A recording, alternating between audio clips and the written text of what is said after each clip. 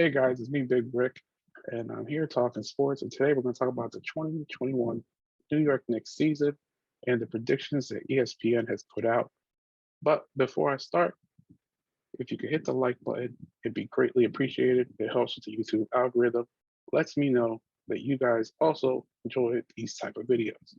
I also have merchandise like these. If you enjoy them, click in the description below for the link and you can get them at a discounted price. Now, back to the video. So, this is how the season ended last year. As you can see, the 76ers were in first, Nets, Bucks, Knicks, Hawks, Heat, Celtics, Wizards, Pacers, Hornets. Those are the teams that make playoffs and the play-in game. Now, I do not expect the 76ers to be in first place because of their whole everything that's going on with them. I don't expect the Nets to be in first place. And the main reason is Kyrie Irving. We'll get into that later. But the Bucks, I expect to be in first. I expect the Knicks to still be in fourth place. But that is where I have a huge difference of opinion with ESPN. And I had this difference of opinion with them last year when they predicted we would only win 20 games. Now, I did not expect the Knicks to win 40-something games. I expected us to be around 30. And the reason was I believed in Tom Thibodeau. Tom was with the Knicks before during our winning times. And everywhere he goes, he basically turns the team around very quickly with defense. And looking at our team, I knew we had players who could play defense, and that would give us some wins. So I knew we were immediately, as soon as we hired Tom Thibodeau, not going to get Cade Cunningham. But I did not expect us to make the playoffs. That was a tremendous bonus last year. So let's look at where ESPN has us.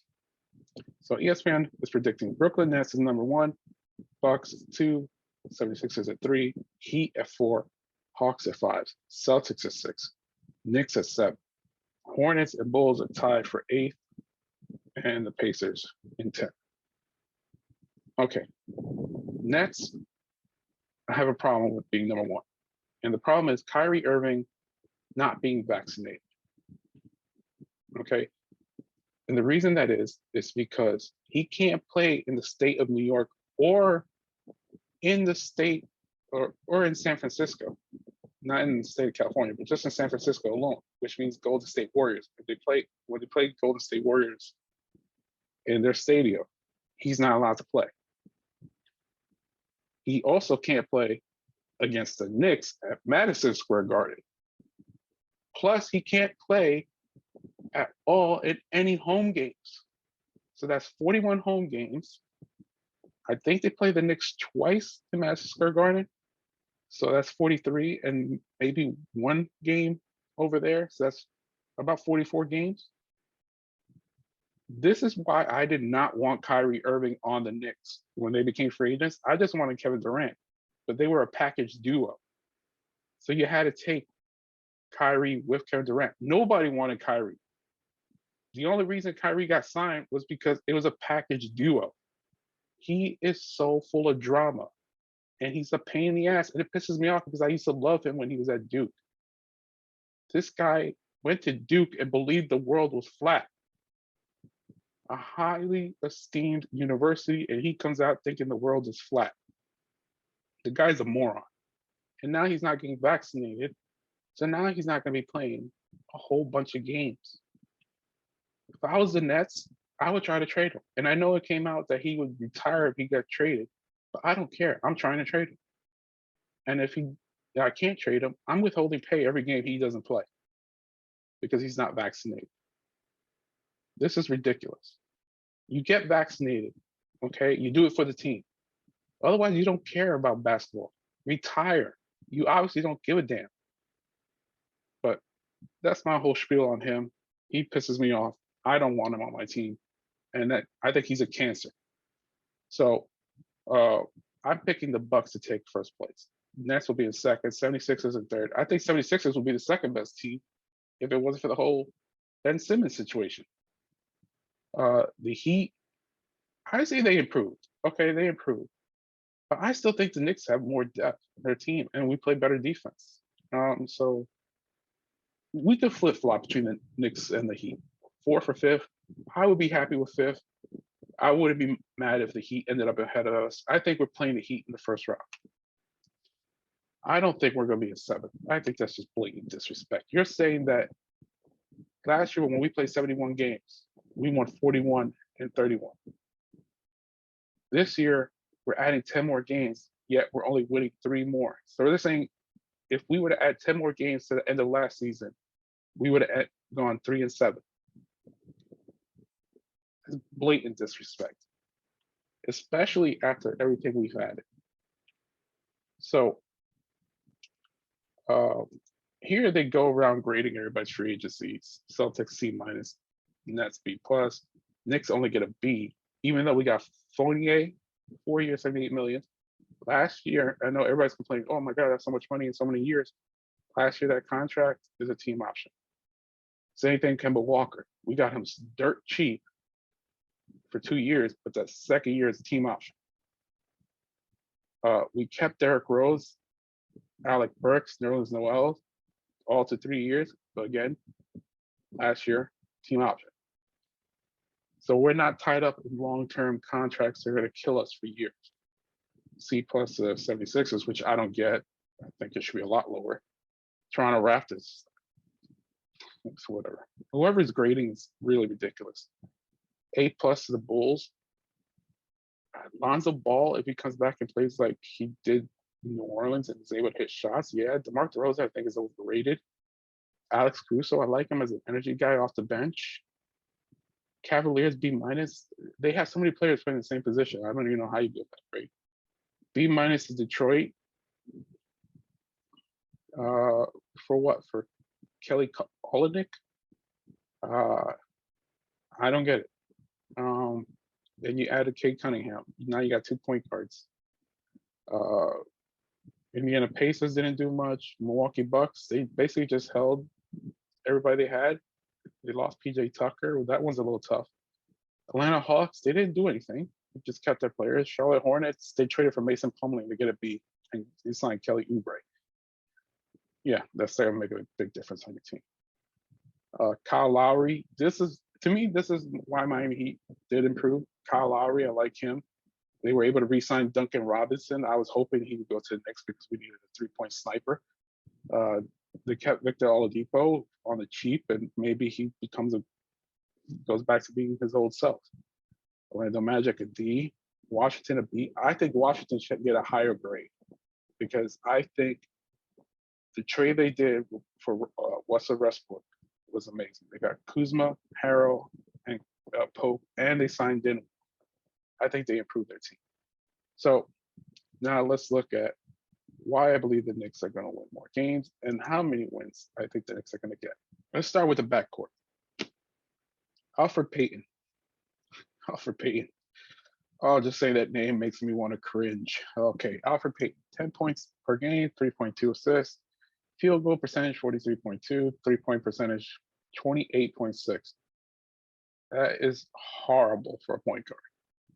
He created no spacing on the floor. The fact that Randall even had that type of year is amazing because of Alfred Payton's play.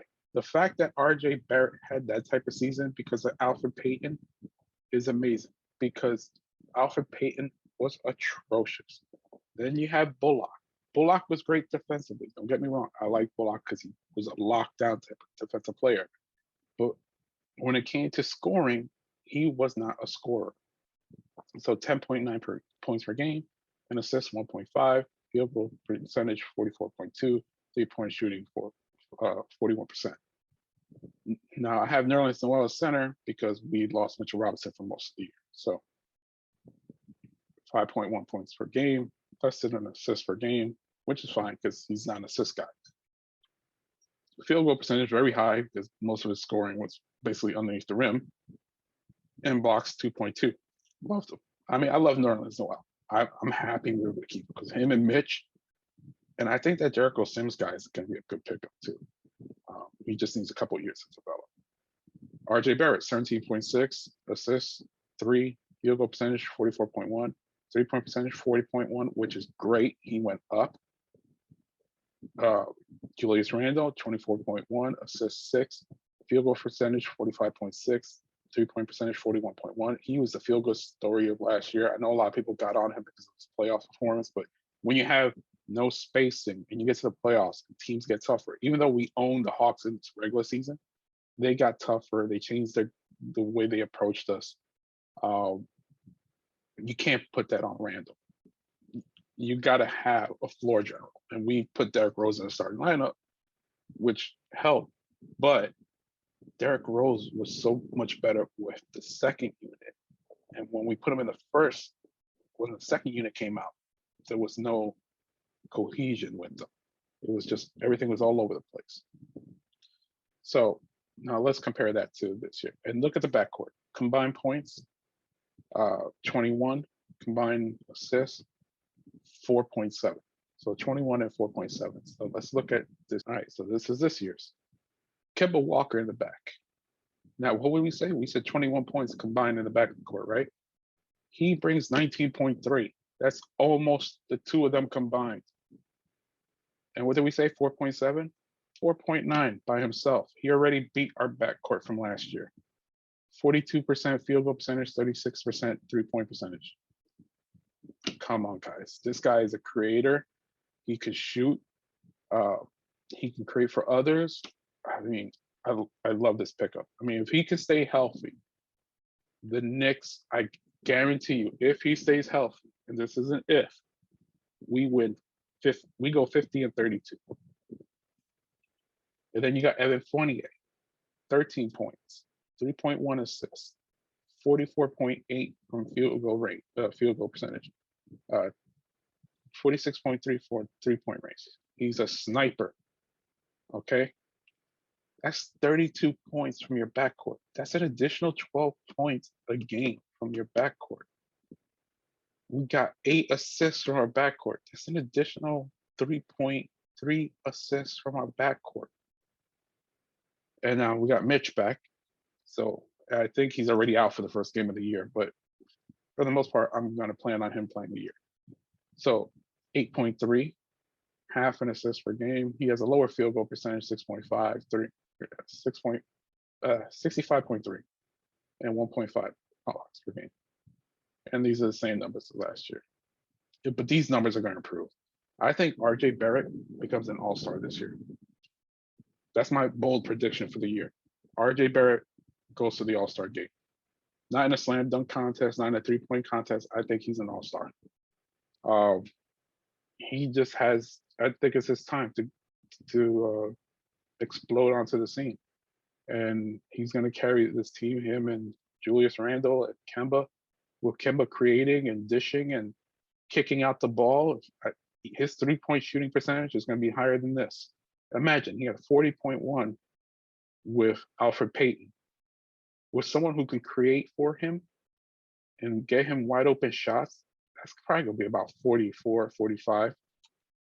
I see him being a sniper like 48. So I think this team is going to win 50 games this year. So that's my prediction. Now, in the comments below, let me know what you think our record will be, what place we'll end up in. Do you think we make it to the playoffs? If so, how far do you think we go? How do you think the division goes? Do you think the Nets will get first place? Just let me know what your opinions are. Am I right? Am I wrong? Am I way off? Just let me know in the opinions below. And I'll see you guys later. Peace. I'm out.